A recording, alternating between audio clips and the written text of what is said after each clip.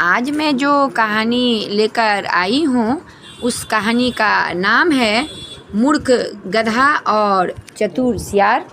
तो आप लोग ये कहानी ज़रूर सुने और पूरी सुने, बीच में से स्किप ना करें और चैनल को भी ज़रूर सब्सक्राइब कर दे।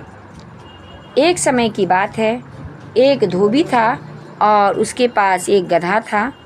गधा प्रतिदिन धोबी के साथ गंदे कपड़ों की गठरी लेकर घाट पर जाता और रात को धुले कपड़ों का ढेर लेकर लौटता था। यही उसकी रोज़मर्रा की दिनचर्या थी।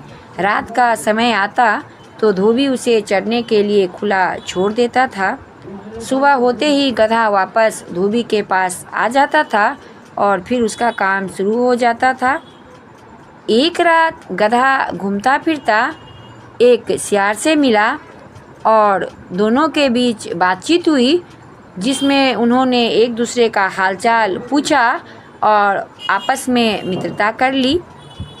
बातचीत करते करते वे एक खेत में पहुँचे और उन्होंने देखा कि उस खेत में बहुत सारी ककड़ियाँ उगी थी। तो दोनों ने निर्णय किया कि चलो मिलकर ककड़ियाँ खाते हैं, और दोनों ने जी भर के ककड़ियाँ खाई और खूब आनंद उठाया। ककड़ियाँ इतनी मीठी लगी कि वे उसके बाद से रोज़ रात को वहाँ आते और जी भर भर कर ककड़ियाँ खाते। धीरे धीरे ककड़ियों के प्रति उनकी लत लग गई और वे बिना ककड़ियाँ खाए अब चैन से नहीं बैठते थे।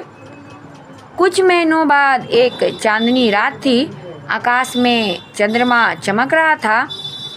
गधा और सियार अपने सामान्य नियम के तहत खेत में ककड़ियाँ खाने पहुँचे और जब ककड़ियाँ खा लिया और दोनों का पेट भर गया, तब गधे ने कहा कि मित्र, आज तो बहुत खूबसूरत रात है और देखो ना चंद्रमा कितना सुंदर लग रहा है।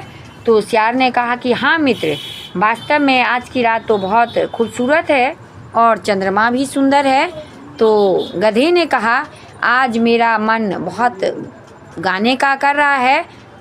सियार ने कहा, गधा भाई ऐसा मत करो, अगर तुम गाओगे तो खेत का रखवाला दौड़कर आएगा और हमें बहुत पीटेगा। तो गधे ने कहा, नहीं नहीं, मेरा मन जब गाने का करता है तो मैं तो ज़रूर गाता हूँ और मैं आज भी गाऊँगा, क्योंकि गधे को अपने सुरीले स्वर पर बहुत गर्व था। और फिर उसके बाद सियार ने कहा कि नहीं नहीं, मैं तुम्हें मना कर रहा हूँ ना, कभी कभी मेरी बात मान भी लिया करो मित्र, रखवाला आकर हम दोनों को पीटेगा। तो गधे ने कहा, नहीं, मैं क्यों नहीं गाऊँ, और हाँ, तुम मुझे रोकने की कोशिश क्यों कर रहे हो, मुझे सब पता है, क्योंकि तुम खुद तो गा नहीं सकते। मैं गाऊँगा और ज़रूर गाऊँगा। सियार ने फिर समझाया, तुम्हारा गाना सुनकर रखवाला खुश नहीं होगा मित्र, वो डंडा लेकर तुम्हारी ओर दौड़ पड़ेगा। लेकिन गधा अपनी बात पर अडिग रहा। उसने कहा, नहीं नहीं, तुम आज मुझे कितना भी रोकोगे तो मैं रुकूंगा नहीं, मैं तो गाना आज ज़रूर गाऊंगा। सियार ने कहा कि ठीक है, अगर तुम्हारी यही इच्छा है तो अब मैंने तुम्हें बहुत समझाया, अब तुम नहीं समझे तो ठीक है, पहले मुझे खेत से बाहर जाने दो, फिर तुम गाना गाना। सियार ने कहा। तो गधे ने कहा कि ठीक है, तुम जाओ, मैं उसके बाद गाऊंगा। सियार खेत से बाहर भाग गया। उसके बाद सियार के खेत से जाने के बाद गधा अपनी धुन में गाने लगा और उसकी आवाज़ सुनकर खेत का रखवाला दौड़ा और उसको देखकर गधा भागना चाहा, लेकिन रखवाले ने गधे को पकड़ लिया और उसे जमकर पीटा, और इतना पीटा कि जब तक गधा घायल होकर गिर ना पड़ा।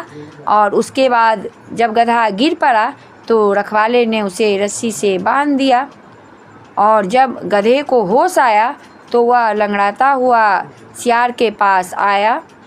सियार ने जब उसकी ये अवस्था देखी तो मजाक करते हुए पूछा, गधा भाई, तुम्हारे गले में ये रस्सी क्या है?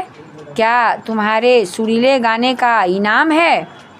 यह सुनकर गधा लज्जित होकर सिर झुकाते हुए बोला, अब मुझे और शर्मिंदा मत करो मित्र। तुम सही कहते थे कि मुझे नहीं गाना चाहिए, लेकिन यही है झूठे अभिमान का परिणाम। अब मुझे इस रस्सी से बचाओ। तुम मेरे मित्र हो ना, तुम ही मुझे बचा सकते हो। सियार ने रस्सी काटकर गधे को आज़ाद कर दिया और वापस से दोनों मित्र बन गए। लेकिन गधे ने उससे वादा किया कि वो कभी भी अब अनुचित समय पर गाना नहीं गाएगा। ये सुनकर सियार ने कहा कि मित्र, मैंने तो तुम्हें पहले ही कहा था ना कि कभी कभी दूसरों के समझाने पर भी उस पर विचार करना चाहिए कि मुझे कोई क्यों समझा रहा है, उसके पीछे भी कोई कारण होगा। लेकिन तुम्हें तो अपने स्वर का बहुत घमंड था और उसका परिणाम तो तुम्हें मिल ही गया। तो गधे ने कहा, हाँ मित्र, मैंने तुम्हारी बात ना मानकर बहुत बड़ी गलती की। और उसके बाद वापस से दोनों साथ साथ रात को वापस से ककड़ियाँ खाने आते। लेकिन गधे ने उसके बाद से कभी गाना नहीं गाया।